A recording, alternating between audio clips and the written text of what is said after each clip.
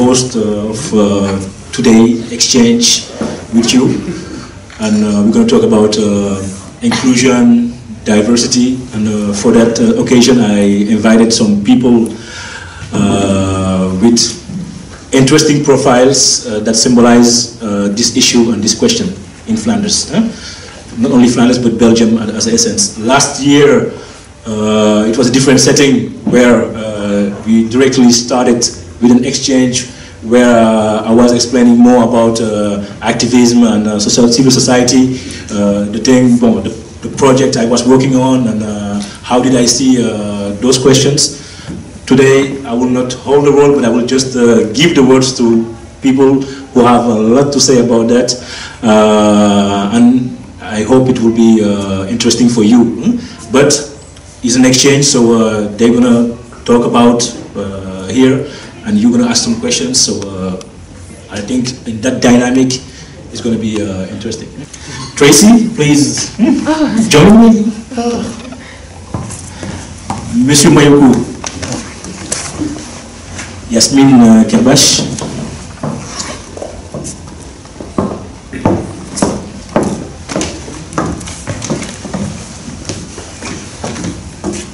I will maybe just because we're talking about inclusion and diversity at different levels in different ways, I think that all of them have a different interpretation depending from the field they are active in, and as individuals too, they've been confronted all their life with these questions.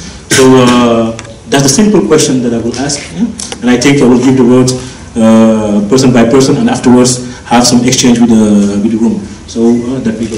So Tracy, you have the honor to start. So, so just how do you, as now, before you were a student, not long ago, last year you were talking about how hard it was as a student, a black student, to finish your studies, and you've been confronted with racism all around. And now you work in the parliament, in the place where they decide it.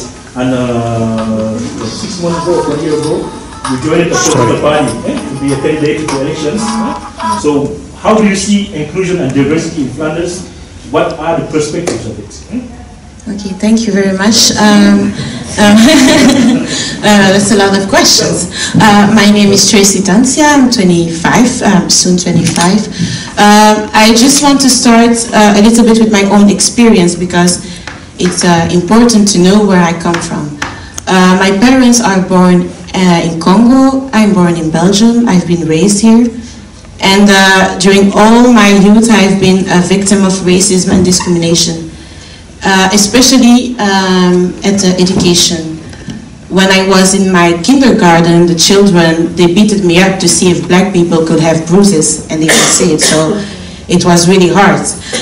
When I finished high school, in high school I was actually bullied just because I was black and fat. And when I finished high school, my teacher said, you don't have to do a normal traject like everyone, you should do some, how do you say, hairdresser or something like this. But because I had the support of my parents put me in a really good Catholic secondary school where I study a general subject. In the Catholic school, it was really, really hard for me because I was the only black girl in the boarding school. It was a Catholic school with uniform near to Brussels. I was the only black girl, and when we were at the table, I will never forget that I had people sitting there and eating and talking about their cleaning lady who was black. They were referring to her as a monkey, the macaque for cleaning, so like this. And when I stood up and told them you cannot say that, everyone was looking at me like I was the angry black woman. But so that was difficult. But again, I had the support of some people, like my parents, like friends, who helped me, and and this is why I finished school and I had really good grades.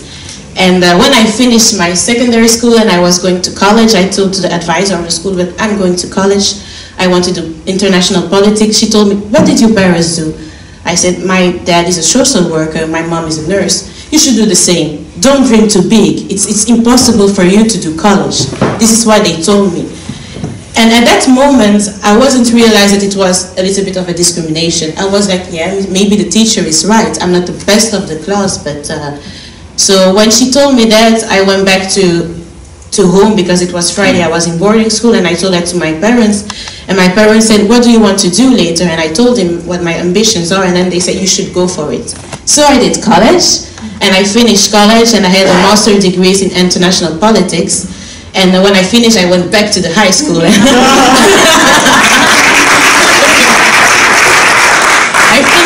went back to the high school and the secondary school, and they asked, "What are you doing now?"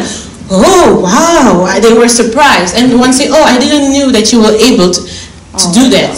So that was hard. And today I work as an associate of senator and former minister in Brussels Parliament. So for me it's a really good blessing, and I'm really happy that I always had the support of my parents and some of my friends to finish my school, to finish the education, because I think at this moment in Flanders, in the education, you have a lot of problems when you're a black woman or a Moroccan, so it's really hard. So the diversity in Flanders, I think diversity and inclusion is a little bit of a fail in Flanders, because people with a different cultural background are discriminated on a lot of levels. I think 2-3 weeks ago in the news it was that cleaning ladies are discriminated. So people call and say, "I don't want to have a black cleaning lady." So if you know that at that level you are discriminated, imagine how it is in other parts. So it's really hard. The second thing is when you go to rent, you want to rent a house, you go and you say your name, or you say that you're black. They say, "No, no, no, there is no place, there is no place." It's hard for people with a different culture and background to have a house, to find a job in Flanders at this moment. But some people, if you work hard, you can achieve something. You can find a house, you can find a job, but still you start as a person of a minority. It's really hard in Flanders. Actually, I have a little thing to say. I'm celebrating my birthday soon, and I was calling to rent a place, and I said my name. I said, "I'm Tracy, and I want to rent." I say, "Oh, come to we can talk about it," to the person who owns the place. And I rang at the door, and he opens up, and he was scared. And I say, "Yes, I'm the one who called you." "No, no, no, you're not the one who called me." Because I was speaking fluently Dutch. I say, "Yes, I called you for the place at the 9th of May. "No, it's not free." I say, "Yes, you told me on the phone that it was free." "Okay, let me check." And then he was so embarrassed because I was a black person, and he wasn't expected that. So the second problem I think in Flanders is that the politicians minimize racism and discrimination. When a politician said that racism is relative, there is no racism, you can never have the good instruments to face it and to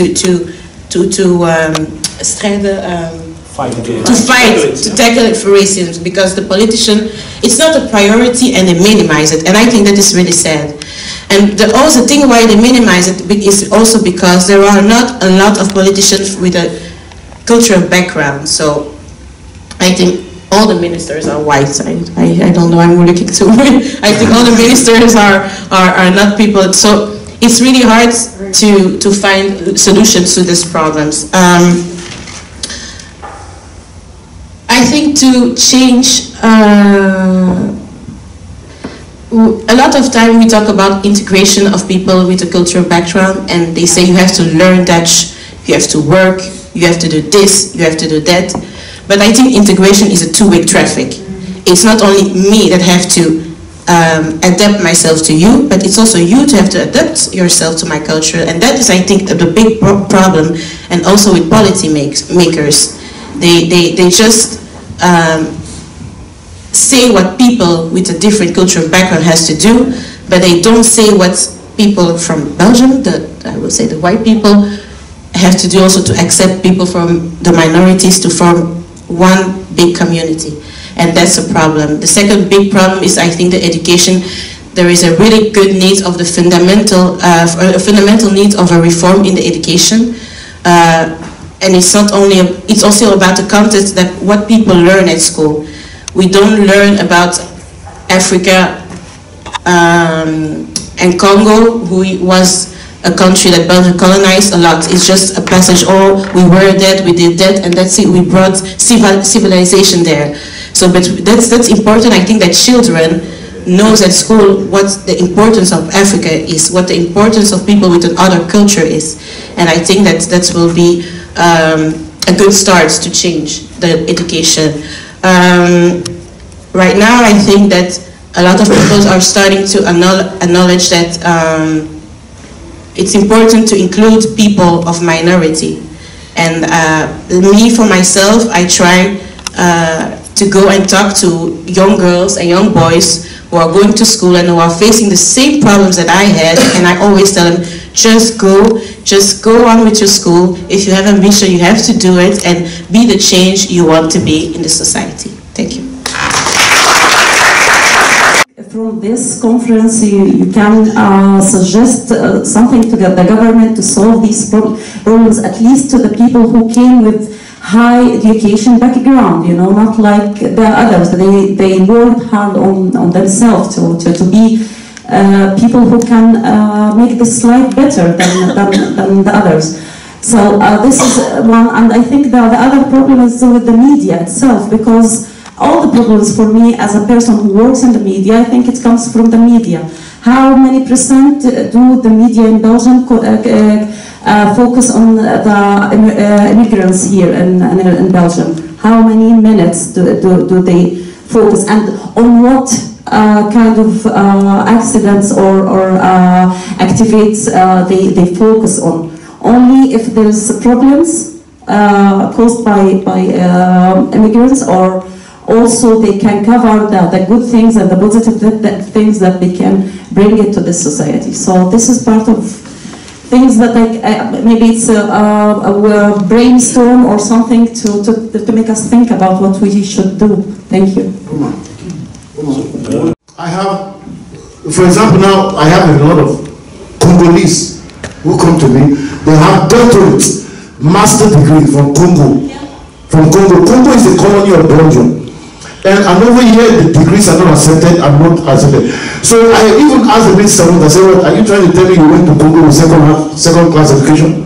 Because Congo is a colony of Belgium. When I went to England as a student the first time, I just went with my high school diploma. I went to Oxford University and it was accepted immediately. Right. Yeah. So why is it a problem to the certificate from Congo that is being accepted here? That became actually a motivating factor, a factor that makes it very, very difficult to motivate the young people to study further. I want to say something about that, because I'm also, my parents are from Congo, and my mom was a pharmacist, and when she came here, the first job that she had was as a cleaning lady, because her degree was not accepted. But you have to know that in Congo you can buy a diploma, and that is well known for everyone. I know people that went with a lot of money and they bought their degree. So I think that I was actually talking about that last week, because the report of Brussels poverty came out, and one of the things was that a lot of women come from a foreign country cannot exercise their profession because their degrees are not accepted. And how can we make that accepted? But the problem is, some countries are well known for buying diplomas. Yeah, it's not possible. I think that in the 70s it was possible, but now it's just really difficult to know, is this diploma really right? Did this person study it? And I think that is the big barrier. Because European diplomas, so people from Spain, from Italy, they are accepted in Belgium. If you are a nurse from Italy, you learn your Dutch, you are going to work. But from outside of Europe, there is always the question mark, did this person really study it? And I think that is a problem. I was talking about that last week with some Flemish parliamentarians, because I think we have to do something about it. But what can we do? Then it has to have big reforms in a country as Congo, actually. You know, what do you think? What do both of you think about how we should integrate history, about those difficult periods of our history into curricula in European countries? How can we bring it in a way that is inclusive and helps us to understand each other better? Parliament, I think in Belgium they talk about racism, but like what Ms. Kebachi said, it's not political wording. So when they talk about racism, they are again with the racism. There is no racism. I think most of people react that way. That it's so overrated. The word just racism is just, oh my God, again racism. But they don't realize that there is a lot of racism. It's important to have a Muslim teacher, black teacher from every cultural background, so they can teach about the different culture. And I think that that will be a big improvement, to have a Congolese teacher who talks about Congo and colonialism, because he's going to talk about it with a lot of passion and he knows what he's talking about. So I think that that will be a good improvement, and when children learn about another culture, I think they will respect it. In my school, the day that the teacher talked about colonialism in Africa, in Congo, and how Leopold II was cutting the hands of the people, when it was the break, one of my friends, I was saying something to my friend, and he said, oh, shut up, otherwise I will cut your hands. Oh. Yes. Yes, this is what it said to me. So I went to the teacher, and the teacher was really mad about it, and she said to the direction, I said, oh, it was just a joke.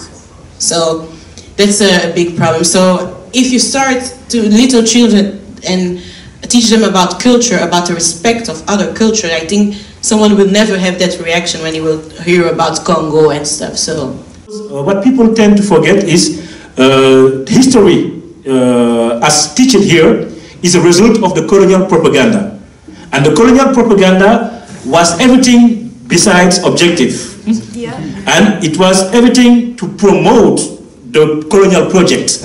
So I think that the colonial question was a really good importance, and I think when we talk about inclusion, about diversity, about all the different questions, if we don't look in the past where the first problem started first, then we cannot find solution for now. Yes. And that is not yet done by nobody. Yeah. So in the USA there's a lot of work, in Europe there's a lot of work too. And by the way too, our African governments, for example, there's a lot of work too, because our leaders, they are denying too. You know? Yeah. And pity enough, you know, so, and they have to do work too. So now, because we are going toward the end almost, and I want to thank my two guests, but I will let you have a conclusion about this inclusion. The perspectives, what do you think about the future? How will it be? Are you optimistic or not? And what has to be done to bring change? I'm optimistic. I think that change is actually possible, and what has to be done, like I said, is really fundamental and important that reform in education, because we are the black sheep of college school dropout from people with a cultural background. So I think that education is important, and I think that role models are important. I'm not scared to go to young girls from African ethnicity and talk to them about what I've been through, and who supported me during those times, and why I still ambition, and why I went to politics. So I empower them, and I say, don't listen to those people. If you have an ambition, if you have a vision, just go for it. And don't see your skin color as a barrier. No, see it as an opportunity to make a change. This is my conclusion. Thank you. Mr.